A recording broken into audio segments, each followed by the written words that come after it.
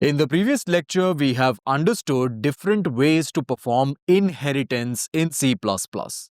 Now, from this lecture onwards, we will understand different types of inheritance.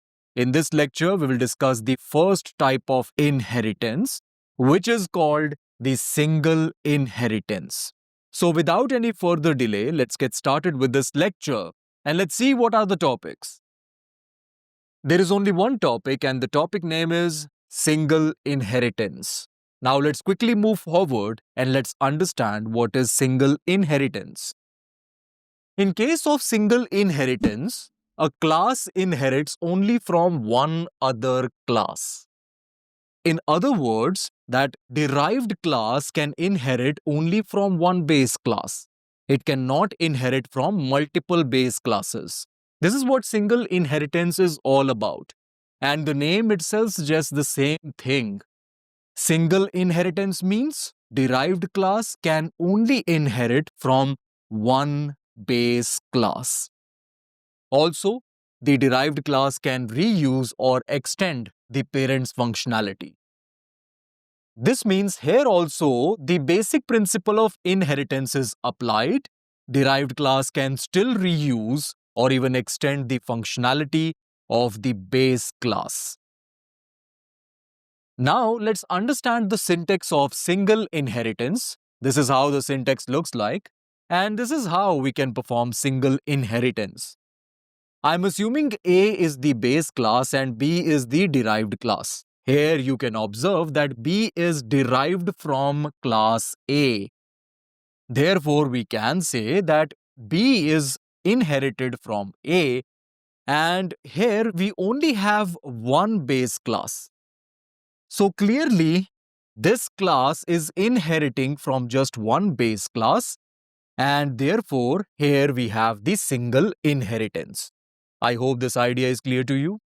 This can be visualized like this. Here we can observe class B is derived from A, and this is shown with the help of this arrow. This arrow is pointing towards class A. Now we have understood the basics of single inheritance. Let's now consider one simple example through which we will now understand how single inheritance works. Here is the example program. Here I have defined the class vehicle with public member function start that allows us to display vehicle started. So here we are mimicking the behavior of vehicle getting started. And then we have this class called car. And this class is derived from the class vehicle. There is only one base class mentioned over here, therefore we have single inheritance here. Apart from this, the access specifier is public. This means this public member function will be treated as the public member function of this class also. This is what we have learned in the last lecture. Here inside this class, we have this public member function called drive that allows us to display car is driving. So these are the two classes. This is the base class and this is the derived class of this class. Now here is the definition of the main function. Inside the function, I have defined the object myCar of class car. And through this object, I am calling these two functions, start and drive. We can call the start function from the object of the base class. This is because the start function is publicly available in this class as well. Therefore, it is possible to access this function with the help of the object of the class car.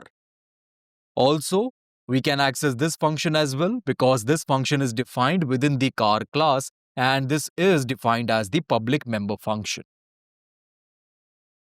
So when we execute this program, we will get the output vehicle started, car is driving. So from this example, it is clear what is single inheritance and how to perform single inheritance in C++.